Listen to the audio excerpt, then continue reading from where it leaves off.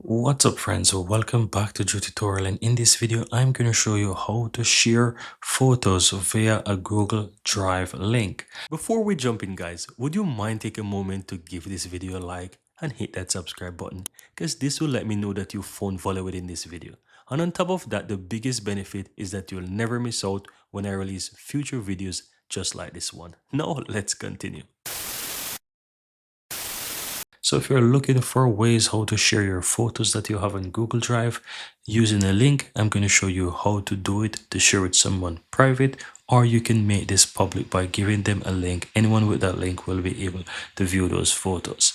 Now, as you look here in my drive, I have a photos 2 folder here, and if I open that, it contains quite a few photos. Right now I can go ahead and I can share specific photo. I'm going to show you two ways. Let's say I want to share it for a specific person and I want to share the entire folder.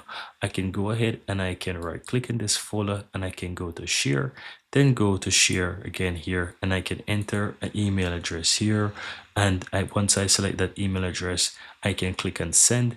What if I would like to share this with anyone who has this link? They'll be able to do it, and I would like to make this for a specific photo as an example. Right, so what I'm going to do, I'm going to go ahead and open up this folder here, and I'm going to take a particular photo. So let's take this one right here.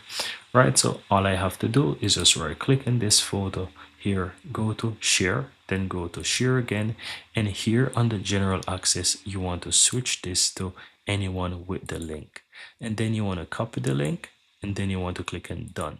Now anyone with this link will be able to view this photo, and I'm going to show you an example. So I'm going to go ahead and open up my browser here guys. In incognito you will see, and I'm going to simply paste this link here. This is in incognito, so it's open and it's public, so anyone with the link is able to view this picture. And there you see there, the picture is able to be viewed even within incognito, require no contacts, no email address.